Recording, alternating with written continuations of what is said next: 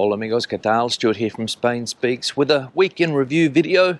We'll have a bit of a chat about some of the main things that have caught my attention this week in the press in Spain as I go for a walk along the coast here with my faithful companion, Mia. So if you want to know what some of the big stories have been in Spain over the last week or so, stay tuned. Now, one of the big stories this week in Spain is about a train journey that almost ended in tragedy for a lot of people. A train set off from the Spanish city of Valencia, down there on the Mediterranean coast, on its way to Zaragoza, which is the capital city of the Aragon Autonomous Community, and it had to pass through another part of Spain called Castellón, and in that part of Castellón there was a serious fire raging. The train driver decided to take off anyway, knowing that there would be fire areas on the route, and that's when the problem started, because the train headed straight into the dangerous area. When they got to the area, the train found itself surrounded by flames on both sides of the tracks. The train stopped. People started to panic, and according to people on the train, the driver told them to get off. Some people did get off the train. I think 10 people got off the train of the 48 or 50 passengers on board, and of course 3 of those people are now seriously injured. And the problems are now starting because the train driver says that he didn't tell people to get off the train. Passengers are saying that he did, so there are contradicting stories. And there are now 3 or 4 investigations underway to find out exactly what happened on that train. Did the train driver tell people to get off, or did people panic, break the windows and jump off the train into the flames? That's what the Guardia Civil, the civil guard in Spain, are going to have to work out. So in any case, and although some people were seriously injured, I think a tragedy was avoided in Castellón because the train reversed up, got out of the flames and got back to where it came from, and saved the lives of a lot of people. So some serious fires raging in Spain at the moment, and luckily a tragedy avoided in Castellón. Now, as we know, severe drought is affecting some parts of Spain at the moment. The north of the country, Galicia, parts of Andalusia and parts of the Mediterranean coast as well are experiencing drought. And there's talk in the press currently about setting up more desalination plants in Spain. Spain apparently gets 9% of its water from desalination in places like the Canary Islands and also some parts of the Mediterranean. And as I said, there's talk of setting up more of these plants because people are predicting that drought will become a more serious problem in coming years. But of course, as we know, desalination plants won't completely solve the problem, because firstly, you can only set them up in coastal areas, so inland areas can't take advantage of these plants unless you ship the water to those places. And of course, there are environmental issues associated with desalination plants, and of course cost is also a factor that works against this type of plant. So we'll see what happens over the next few months, few years, whether or not more of these desalination plants are set up in Spain.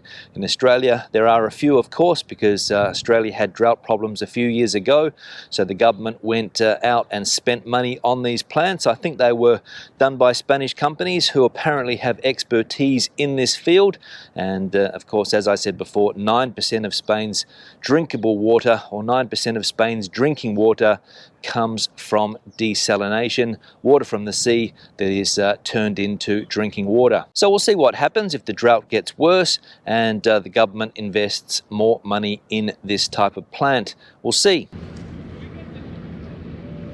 Now, another thing that has been dominating the press in Spain this week is the gas pipeline that the European Union hopes will solve some of the energy problems in the European Union. As we know, Spain has announced that they're going to build a pipeline that will take gas from Spain and Portugal and send it to countries like Germany, for example. But yesterday or the day before, this plan hit a bit of a hurdle because France is apparently not on board.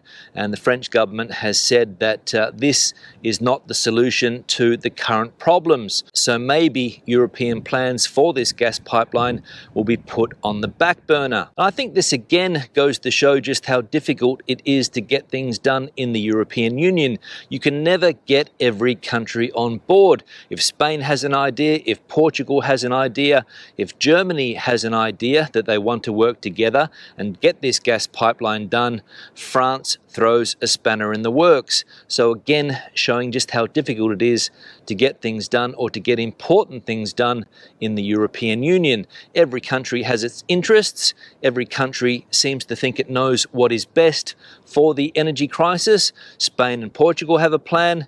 Germany has a plan. France has a plan. And of course, this, in my opinion, works against the proper functioning of the European Union. I must admit that when I read about this gas pipeline for the first time the other day, I was a little bit skeptical. The Spanish government said that they could have it done in 8 or 9 months, that it would be ready for next summer, but I didn't think that that was feasible. And of course, now with France stepping in and saying that it's not a good idea, then maybe we won't see the completion of this gas pipeline in the time frame that was given by the Spanish government, if we ever see it at all. So a spanner, as I said, has been thrown into the works when it comes to the completion of this gas pipeline, and we'll see if it ever gets off the ground.